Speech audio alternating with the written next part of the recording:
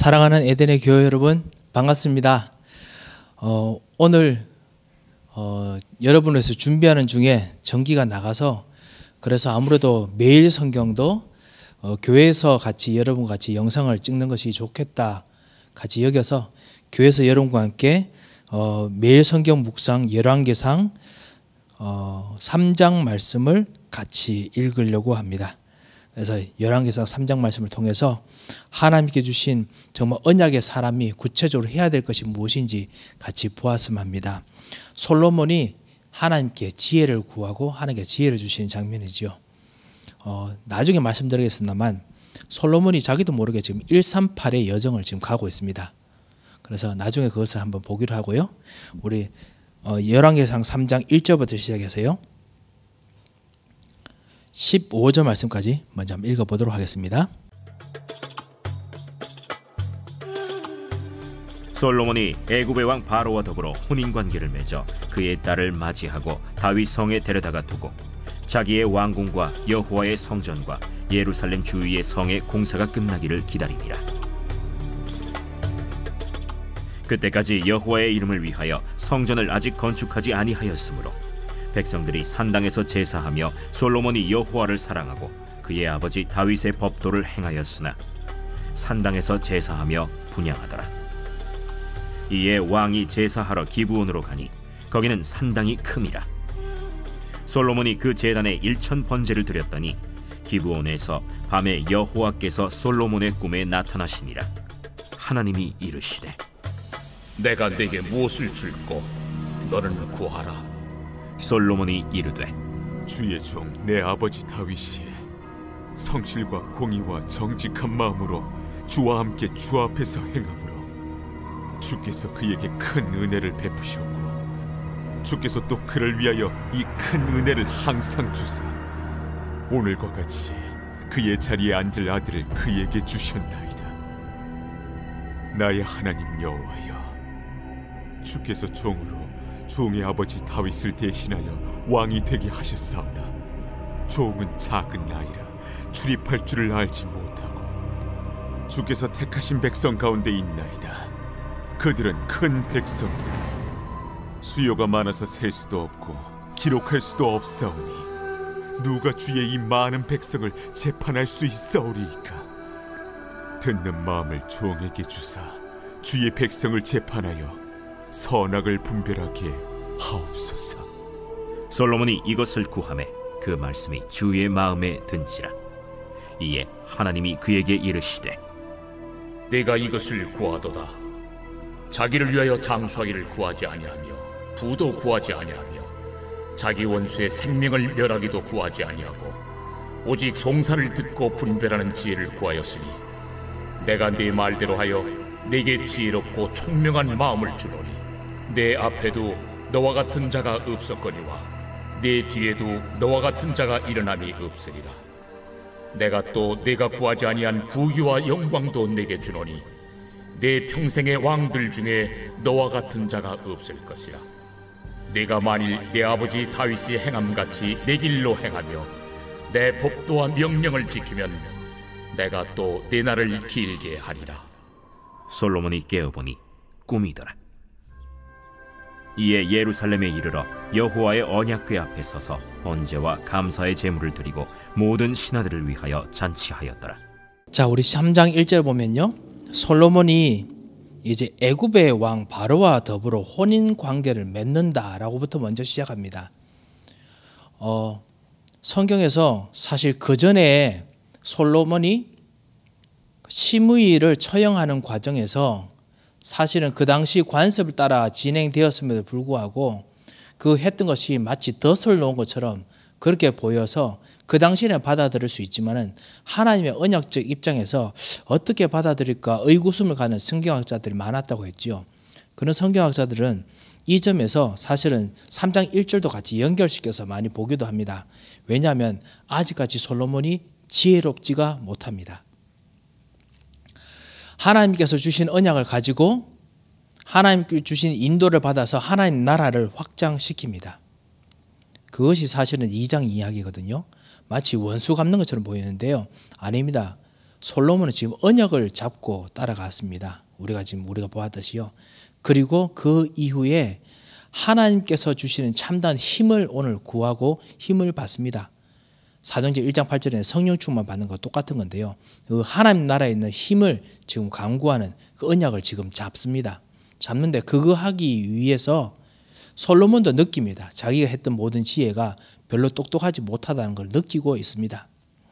자, 그런 면에서 제가 좀 더 그전 걸로 또 설명을 드리겠습니다. 솔로몬이 우리는 그냥 왕상 1장, 왕상 2장, 왕상 3장에 읽는데요. 솔로몬은 첫 번째는 하나님께서 기름 부음 받게 하셨다. 하나님께서 만드시게 하셨다라는 하나님께서 왕, 그리고 하나님께 주신 하나님의 길, 그게 바로 사실은 그 솔로몬이 보았던 왕제장 선지자 그 언약입니다. 언약을 보았습니다. 두 번째, 솔로몬이 다윗 통해서 그 언약을 확실하게 전달받고 이야기받습니다. 힘써 대장부가 되라 라고 하면서 율법, 하나님 언약 받는 거 분명히 전달받죠. 그러면서 하나님 나라를 구체적으로 확고히 합니다. 언약 따라서 움직입니다. 그것이 어떻게 보면 숙청 이런 것처럼 보이지만요, 적들에 대해서 솔로몬이 가졌던 지혜입니다. 하지만 이 솔로몬의 지혜가 완성 그리고 아주 성숙되지 못했을 가능성이 있습니다. 그래서 솔로몬이 하나님께 지혜를 구합니다. 하나님께서 하나님의 권능으로 능력을 주십니다. 성령을 통한 능력을 주시죠. 이것이 오늘 3장 이야기입니다. 그래서 솔로몬도 하나님이 주신 언약 따라서 이걸 진행받았습니다. 그러니까 우리도 138 약속을 따라서 받는 거 당연하겠죠. 하나님 약속 응답 받는 거 당연합니다. 오늘 솔로몬이 애굽의 왕 바로와 더불어 혼인 관계를 맺어 그의 딸을 맞이하고 그래서 다윗성에 두었다라고 합니다. 무엇인가 하긴 하는데요, 솔로몬이 사실은 실수를 합니다. 분명히 성경에서는 이스라엘은 애굽으로 다시 돌아가지 말 것에 대해서 계속 말씀하셨습니다. 율법을 지켜야 되는 부분이거든요. 신명기 17장 16절에 있는 부분입니다. 그런데 혼인관계까지 맺습니다. 신명기 7장 3절에서 이스라엘 족속들이 가나안 족속과 혼인하지 말라라고 분명히 했습니다. 왜냐? 7장 4절을 보면 다른 신들을 섬길 가능성이 있기 때문에 그렇습니다. 분명히 이 점을 나중에 하나님께서 솔로몬에게 나중에 나타나 보이십니다. 그런데요, 이 점을 솔로몬이 율법을 따라가지만 지혜가 부족하니까 완벽하게 이것을 따라가지 못합니다. 힘이 부족한 거지요. 지혜가 부족하다라는 것을 사실은 오늘 1절에서 말해 줍니다. 하지만 여전히 솔로몬은 하나님 너무나 사랑합니다. 여호와를 사랑하고요. 그리고 자기가 섬기지 못하는 부분이 분명히 있음을 알고 있습니다. 온전히 지키지 못하고 있습니다. 그 정도가 아니죠. 그리고 2절에 보면 그때까지 여호와 이름 위하여 성전을 아직 건축하지 아니하였으므로, 성전 건축이 아직까지 시작되지 않았지요. 백성들이 산당에서 제사하며 자기들이 사는 근처의 산에서 이제 제사합니다. 분명히 여호와의 언약궤가 있고 이스라엘 백성들은 원래 처음에 출애굽부터 여호와의 언약궤 중심으로 사는 성막 중심의 삶이었는데 지금 그렇게 하지 못하지요. 다윗 통해서는 그래도 성막 중심 살았는데 사람들이 그래도 계속 옛날 습관들을 유지했었죠. 가기뿌리 체질이 있었죠. 그런데 지금은 이제는 솔로몬이 있으면서 오히려 더더욱 산당에서 제사하는 일이 많아집니다. 게다가 솔로몬까지 산당에서 제사합니다. 산당에서 제사하면 희생제사로 여호와께 드리기도 하지만은 백성들이 자기가 그 지역에 있는 어떤 우상들에게 그 제사할 수도 있거든요. 관리도 안 되고 그리고 구체적으로 할 수 없습니다. 마치 예배를 이제 그 언약 가지고 한 마음으로 드리는 게 아니라 그냥 내 마음대로 이제 내 언약을 붙잡고 그냥 하는 그런 거하고 똑같은 일들이 벌어진 거죠. 얼마나 솔로몬이 지혜가 부족함을 느꼈겠습니까? 그래서 이런 상황에 있습니다. 그래서 솔로몬이 여호와를 사랑하고 그의 아버지 다윗의 법도를 행하였으나 산당에서 제사하며 분향하였더라 라고 나와 있습니다. 지혜를 찾는 이 솔로몬을 위해서 이제는 솔로몬이 무엇인가 하나님 앞에 간구합니다. 오직 성령의 충만함을 통해서 주시는 하나님 힘을, 하나님 능력을 간구하듯이요. 그래서 4절에 그 산당에, 자기 근처에 그 산당에 1,000번제를 드립니다. 그래도 이 산당에 갔을 때 여호와께 드리는 제사니까요, 분명히 희생 제사를 드렸을 것입니다. 언약의 제사를 드렸을 것입니다. 기브온이라는 곳이죠. 그곳에서 할 때 밤에 여호와께서 솔로몬의 꿈으로 나타나셔서 이제 너는 무엇을 주기를 원하느냐라고 합니다. 그때 아버지에 대한 이야기를 하면서 자기는 뭐라고 했냐면은, 나로 하여금 주께서 종으로 종의 아버지 다윗을 대신하여 왕이 되게 하셨사오나 종은 아이입니다 라고 합니다. 잘 모르겠다, 잘 모르겠습니다 라는 말이죠. 출입할 수도 없고 기록할 수도 없사오니, 이 말이 무슨 말이냐면요, 출입한다는 건 전쟁에 나가서 싸울 수 있을 만큼 커다란 어떤 능력을 가질 만한 힘도 아직 없습니다 라는 뜻입니다. 왔다 갔다 하는 정도가 아니고요. 그리고 기록할 수도 없사오니, 다윗이 했던 모든 그 업적처럼 자기도 큰 업적을 남길 수가 없다라는 뜻입니다. 누가 이 많은 백성을 재판할 수 있어 하려까? 듣는 마음을 종에 주사 주의 백성에서 재판하여 선악을 분별하게 하옵소서. 선악을 분별할 수 있는 그런 정말 백성을 재판할 수 있는 것을 달라고 합니다. 솔로몬이 구한 것에서 주님께서 마음에 드셨다라고 했습니다. 마음에 드신 것이 사실은 나중에 보시면 아시겠지만은 솔로몬이 너무너무 잘 구하였는 것보다는 하나님께서 솔로몬을 너무 좋아하시기 때문에 솔로몬이 간구하는 그 마음을 들어주신 것입니다. 분명히 솔로몬은 지금 혼인관계 맺는 바로왕과 혼인관계를 맺었기 때문에 위험한 상황입니다. 그래도 하나님께서 이 기도를 들어주시는 겁니다. 신실하신 하나님이시죠. 여러분, 신실하신 하나님께서 사실 우리들에게도 같이 계십니다. 하나님께서 우리의 속마음을 다 살펴보시면서 우리가 응답받을 수 있는 상황까지 맞춰서 응답 주신다면 우리가 어떻게 하나님의 응답을 받을 수 있겠습니까? 우리가 창세기 사도행전 1장 1절 3절 8절의 약속을 가지고 우리가 언약을 하나님께 가지고 기도하는데, 우리가 하나님 앞에서 제대로 지킨 것을 다 확인받고 나서야 응답을 받으면 우리가 어떻게 그렇게 응답을 받을 수 있겠습니까? 불가능합니다. 그렇기 때문에 우리의 이 일들을 하나님께서 아시지만은, 우리가 정말 언약에 맞지 않는 부분 아시지만은 언약에 맞는 말 한마디 때문에, 한 기도 때문에 하나님께서 듣고 응답하시고 성령 충만 주시고 권능 주시고 증인되게 만드십니다. 이게 하나님께서 하시는 일이거든요. 그래서 하나님께서 마음에 드셨다라고 했습니다. 하나님께서 내가 이것을 구하는구나, 자기를 위해서 장수하기도 구하지 않고 부도 안 구하고 원수의 생명을 멸하기도 구하지 않고 송사를 듣고 분별하는 지혜만 구하였다라고 했습니다. 사실은 성경학자들이 뭐라고 하냐면요, 여전히 솔로몬이 구하했던 것은 공정한 것이 아니라 그냥 자기가 유익되는 좋은 재판되는 거, 자기에게 약간 유익되는 어떤 업적, 이것을 사실 구한 것이다 라고 이야기를 하더라고요. 저도 그거 보고 이렇게 보니까 그런 것 같아요. 그런 것 같지만은 하나님께서는 지금 솔로몬이 구했던 그 마음 하나 가지고 하나님께서는 모든 방금 솔로몬이 보지 못했던 까지 다 주시려고 하십니다. 그래서 12절에 보면 내가 내 말대로 하여 내게 지혜롭고 총명한 마음을 주노니, 이 지혜롭고 총명한 마음이라는 것이 사실은 성령 충만 통해서 나타나는 하나님의 지혜입니다. 그러니까 초자연적인 하나님의 능력을 주신 지혜입니다. 어느 정도 배워서 아니면 태어난 그 어떤 정도 선천적으로 가지고 있는 그런 어떤 지혜가 아니라 그 하나님께 주신 초자연적인 지혜지요. 마치 왕 선지자 제사장에게 임했던 기름 부음 받을 때 성령께서 임하셔서 하나님께서 총명한 마음을 주게 했던, 사울에게 예언을 하게 만들었고 다윗이 정말 총명하게 됐던, 그리고 다윗이 정말 악귀를 쫓아내고 그리고 전쟁에서 이기고 그리고 백성들에게 진짜 제대로 갈 길을 가르치게 했던 그런 어떤 총명한 마음, 성령의 충만을 통해 나타나는 힘입니다. 여호와의 신에 완전히 충만한 사람, 요셉 같은 그런 일들입니다.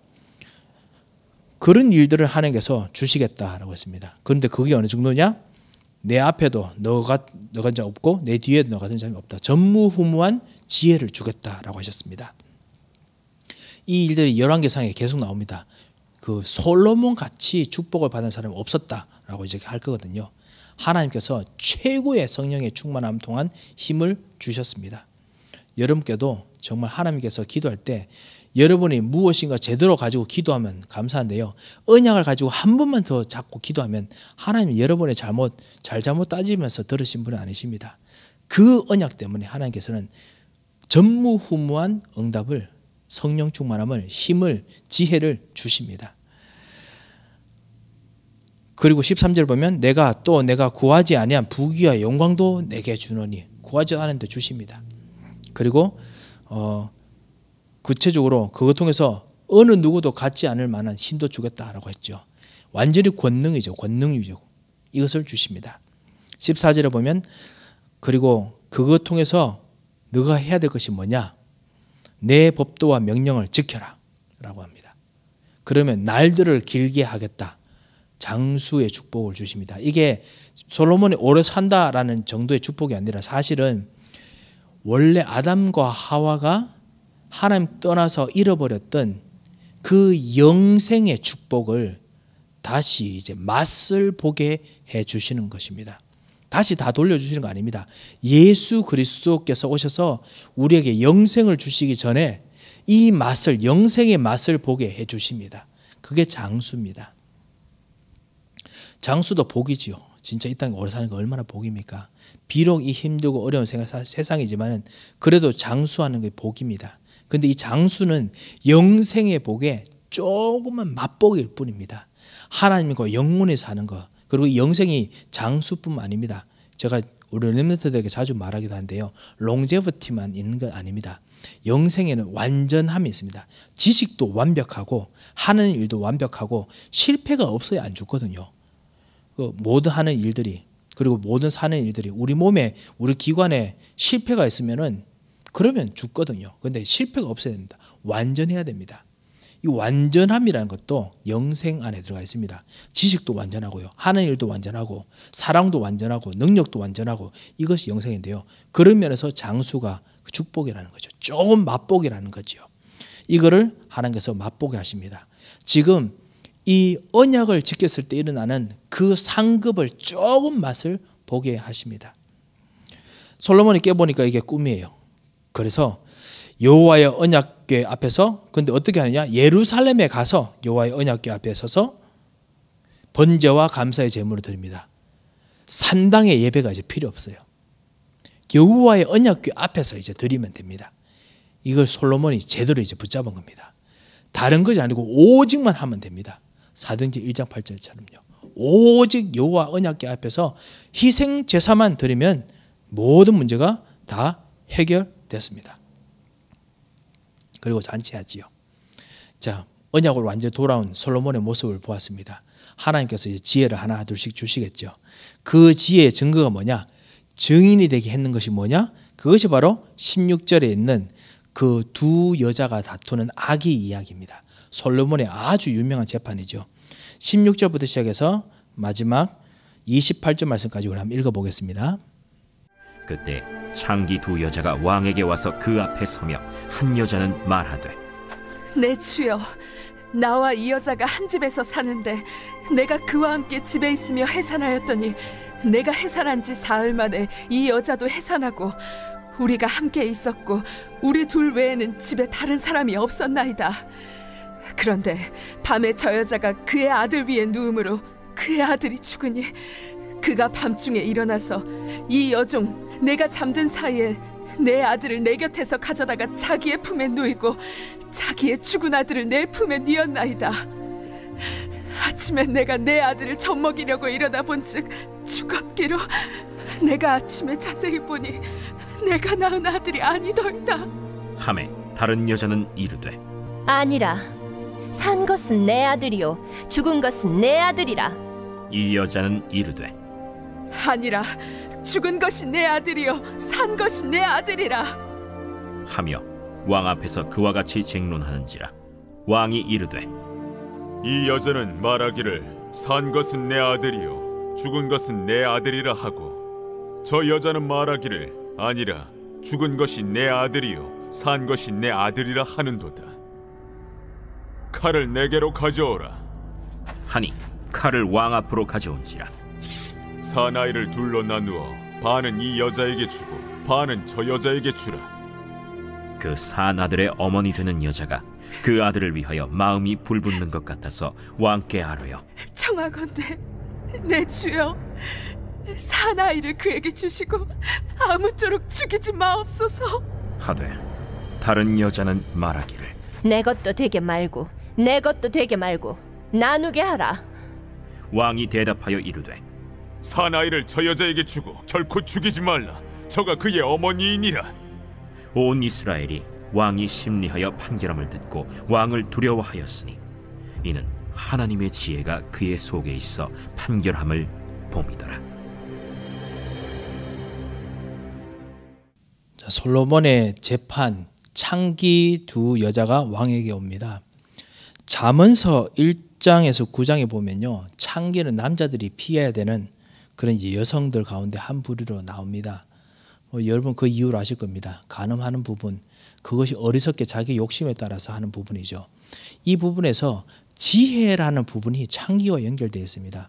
남자들에게는요, 남자들은 지혜를 구해야지 이런 욕심, 어리석은 욕심을 구하면 안 된다는 의미로 잠언서에서 이야기하거든요. 그리고 이 지혜의 어리석음을 일으키는 그런 이제 사람으로 어떤 창기를 자꾸만 이야기를 하거든요. 이 지혜의 어리석음을 일으키는 그런 지혜가 없는 쪽에 있는 사람들이 지금 솔로몬에게 참다운 지혜를 지금 구한다라는 이야기입니다. 그 말이 뭐냐면 하나님께서 솔로몬으로 하여금 지혜가 없을 만한 곳까지 하나님께 주신 지혜로 말미암아 참다운 지혜로 백성을 다스리고 재판하고 심판하고 그리고 인도하게 만들었다라는 증인의 축복이 무엇인지 보여주려고 합니다. 사도행전 1장 8절 맞지요? 138의 마지막이지요. 증인이 되게 만드는 겁니다. 빌립이 사마리아 성까지 가서 백성들에게 복음을 전하는 것처럼 이 솔로몬이 지금 여기서 이제 백성들에게 이거를 이야기를 하는 겁니다. 그래서 아시다시피 해산한 지 사흘 만에 같이 있었는데 아이가 없어졌는데 보니까 분명히 저 여자가 아기가 죽었는데 불구하고 자기 아이라고 지금 살아있는, 자기는 아이가 없어졌고 자기는 죽은 아이고 계속 그 이야기를 합니다. 그때 아시다시피 솔로몬이 칼을 가져오라 라고 이야기를 합니다. 그 당시 백성들의 모든 심판은 왕이 특별히 행정하는 것이나 중대한 소송들 최종 판결은 다 왕이 다 했었지요. 그래서 송사를 정말 들으려고 하는데 목격자가 없었던 것 같습니다. 그러니까 왕이 진짜 이거를 완전히 해주는 최종적인 이제 판결자가 되는데 왕이 뭐 어떤 결정을 하든지 사실 백성들은 따라야 됐습니다. 하지만은 이것 통해서 실제로 지혜로운 백성들이 무릎을 꿇을 수밖에 없는 그런 이제 결정을 하게 만드는 거죠. 그래서 칼을 가져옵니다. 그 칼로 사나이를 둘로 나누라 라고 이야기를 합니다. 그때 이제 진짜 아이의 어머니가 죽지 말게 하십시오. 저 사람이 살아 주십시오. 했을 때 솔로몬이 저가 그의 어머니다 라고 합니다. 저 여자에게 주고 그리고 결코 죽이지 말라 라고 이야기합니다. 칼 참 아이러니지요. 2장에 보면 이 칼로 자기의 권력을 안정시키기 위해서 칼을 사용했습니다. 그래서 칼로 불공정한 처형도 하게 됐습니다. 어느 정도 하긴 했지만요, 언약을 따라 하는 것이었지만은 지혜가 부족하기 때문에 불공정하게 처형했지요. 그런데 이제는 하나님께서 솔로몬에게 지혜를 줘서 칼인데도 불구하고 아주 공정하게, 그것도 남을 처형하는 것이 아니라 처형하지 않고도 문제가 해결되도록 하나님께서 하셨습니다.